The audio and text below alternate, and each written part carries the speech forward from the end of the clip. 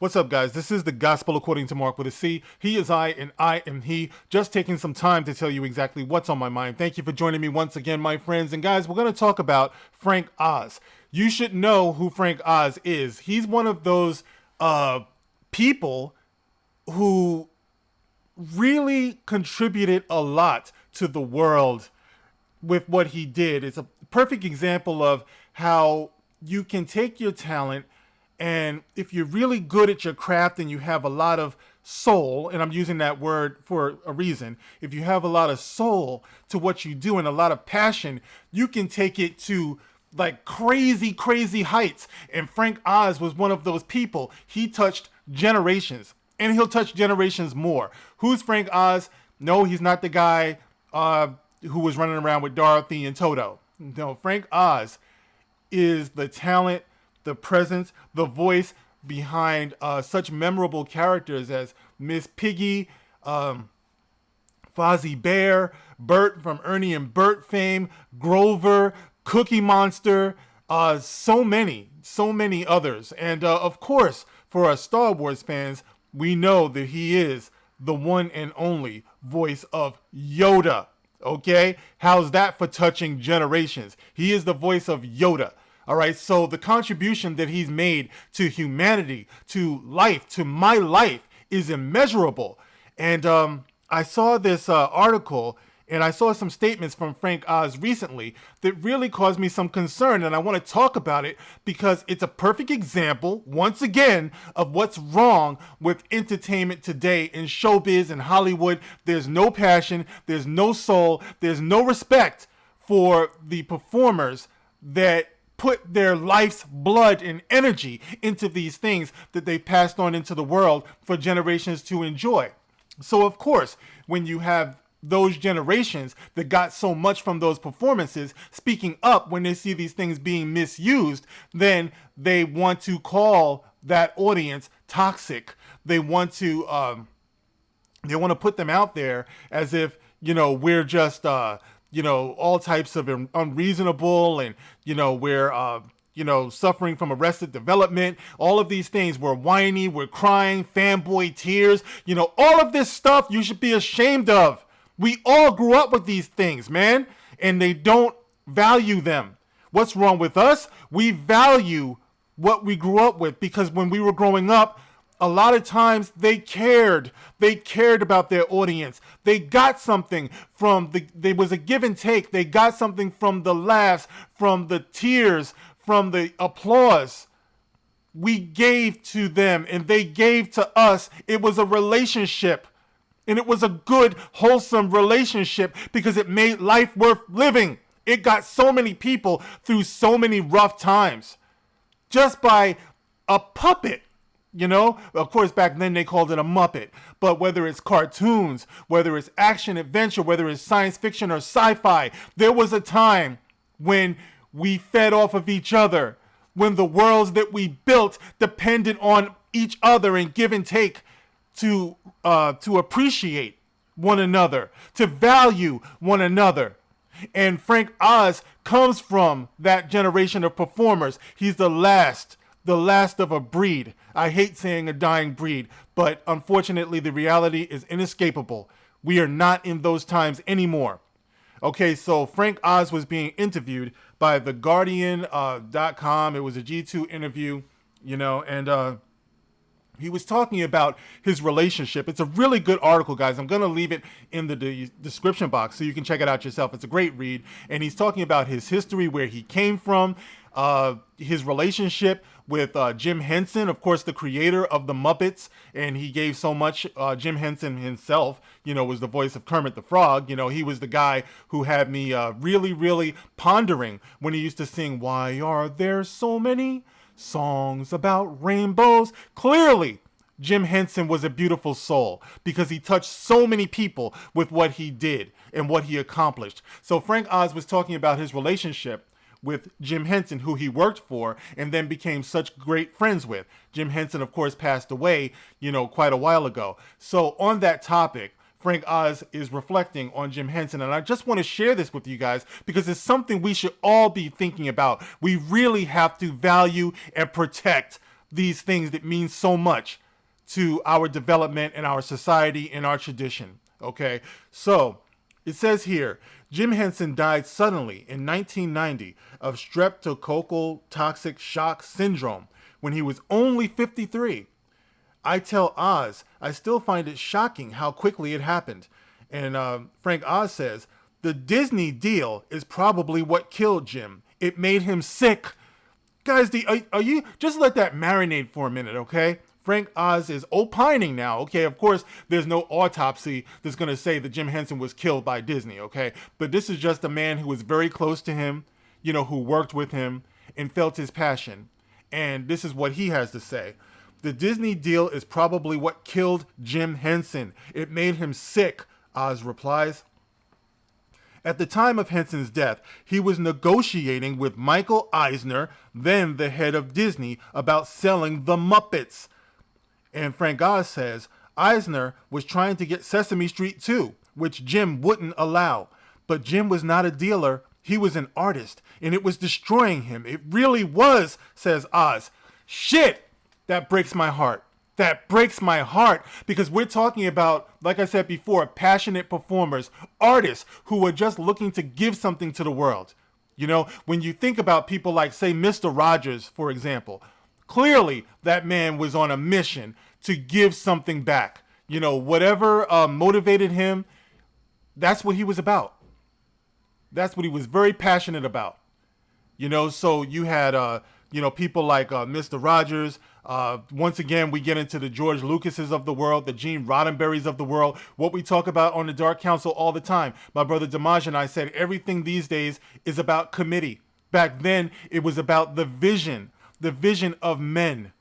And of course, back then, it was the vision of white men. It was the vision of Jewish men. These are the men who came up with these things. All right? It's just the fact of the matter. And what did they get for all of the goodwill and the vision that they put out there? Now, of course, these men weren't perfect. All right? But what they tried to give to the world was very, very special. And unfortunately, Frank Oz has lived to see a time when his accomplishments, when the accomplishments of any white man, for example, are spit on purely and solely because they are white men. Never mind the fact that they inspired black people, they inspired white people, they inspired Asian people, they inspired Indian people, they inspired Latino people, they inspired the world, the globe. And of course, in that inspiration, it brought up other artists who were passionate about what they were doing. And that should be applauded, okay? And I'm not saying they were the only ones back then, but I'm just saying we're talking about the Muppets and the legacy of the Muppets, and we also talk about the legacy of Star Wars and the legacy of Star Trek and all of these things that we really, really hold dear. And we're letting these people, we're letting the corporation shit all over this stuff. Not just us, the audience, because that's the battle that we've been fighting for years, how they disrespect the audience. But when you turn around and you see the way that they treat the artists, the performers themselves who brought us this beautiful creation, it's wrong. And that's the reason why we speak up. And I'll tell you something. I had a terrible thought back when, they were doing the Disney shit with Star Wars. When they brought back Harrison Ford and Mark Hamill and especially Carrie Fisher. And of course, later on, they brought back Billy D. Williams and Peter Mayhew, Anthony Daniels. All of these people, we've seen them love us.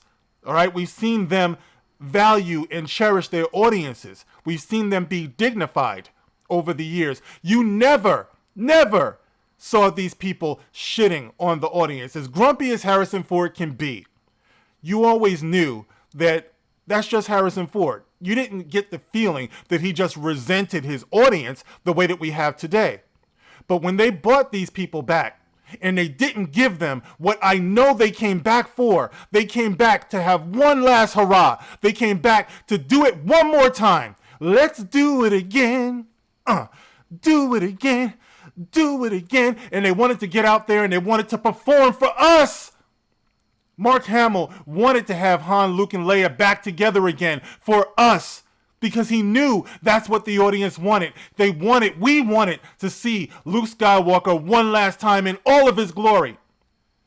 You know what I'm saying? And when it came to the Muppets, when it came to Jim Henson, he knew what the legacy of his Muppets were to be. You know, I put Charles M. Schultz in that, by the way, too. You know, he gifted the world with peanuts, something that got me through some very fucking hard times in my life. I love Charlie Brown, you know, but Jim Henson knew that he wanted his work to be valued, okay?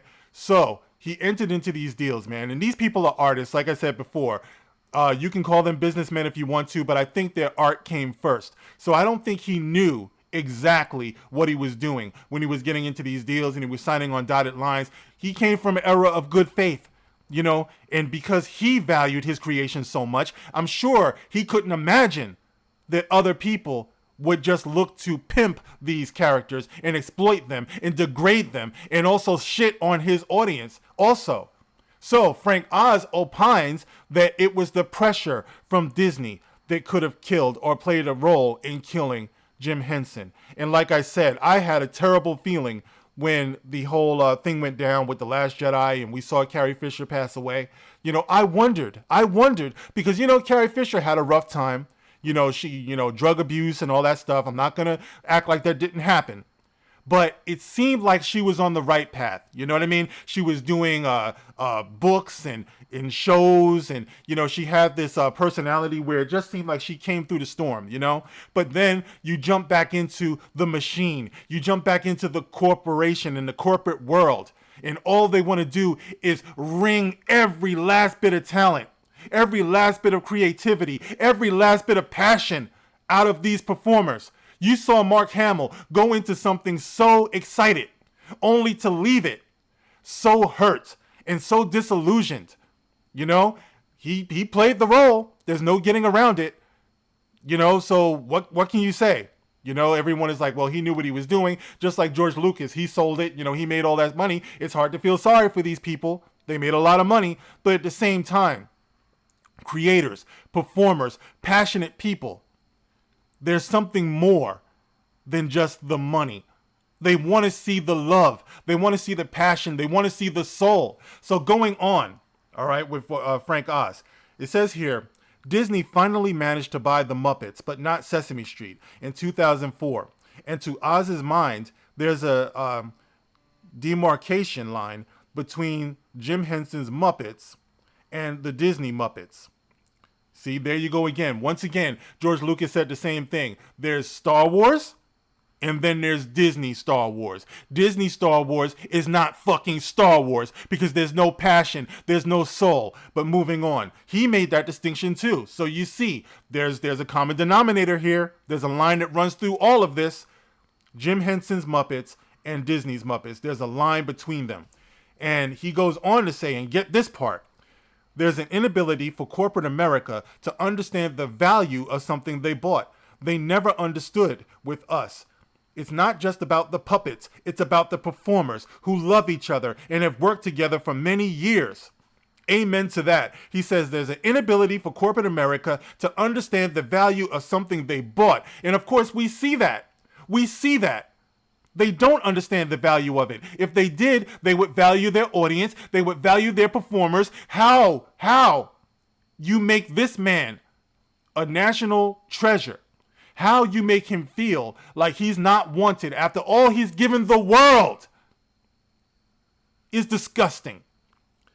So it says here, Oz hasn't worked with the Muppets since 2007, and it's not because he retired. All right, he says, this is Frank Oz once again, I'd love to do the Muppets again, but Disney doesn't want me, and Sesame Street hasn't asked me for 10 years.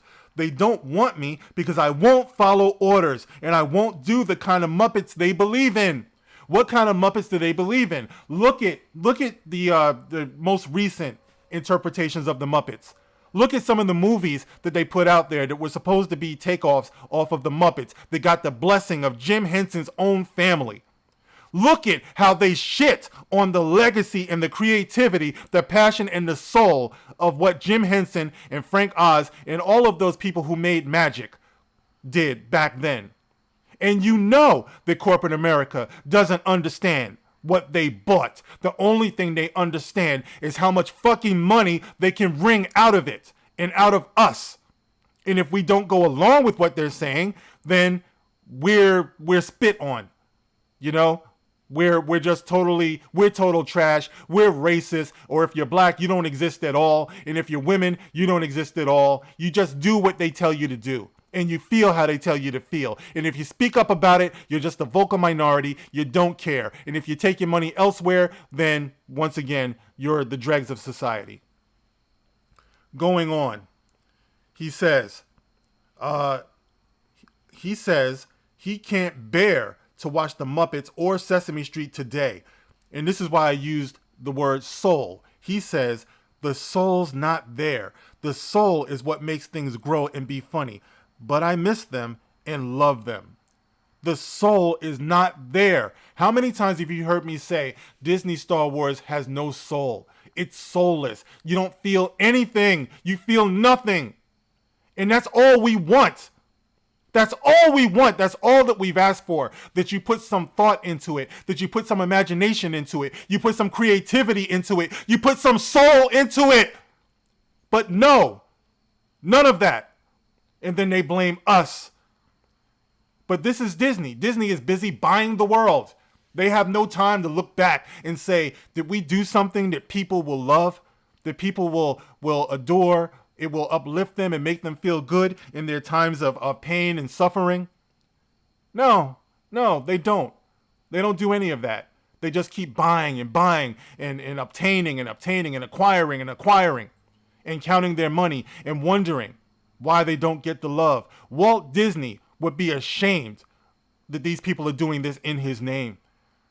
I've heard his family have a hard time with what Disney is doing. His own company.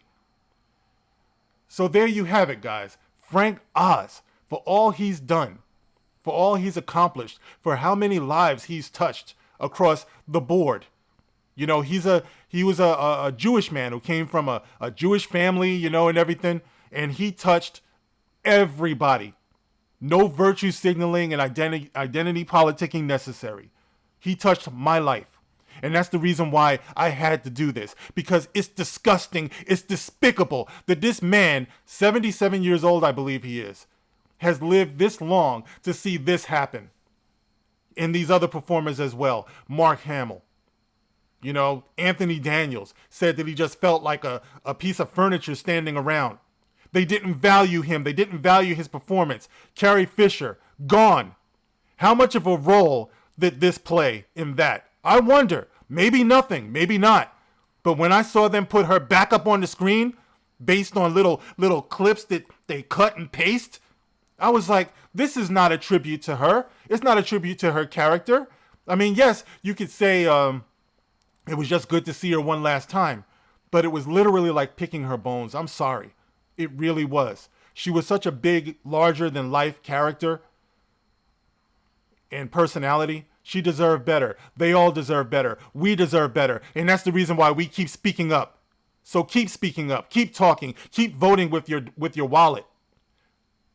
They got to get the message sooner or later. And that's the reason why they hate us on YouTube, because we keep on speaking. And I'm not going to stop. All right, guys, this video was long enough. You let me know how you feel in the comment section. As always, you can like, you can share, you can subscribe. Catch me on Twitter. If not, I will catch you on the next one. And I'd like to say also, hashtag FreeDrunk3PO, another good soul that they ran off of Twitter, and they suspended him permanently.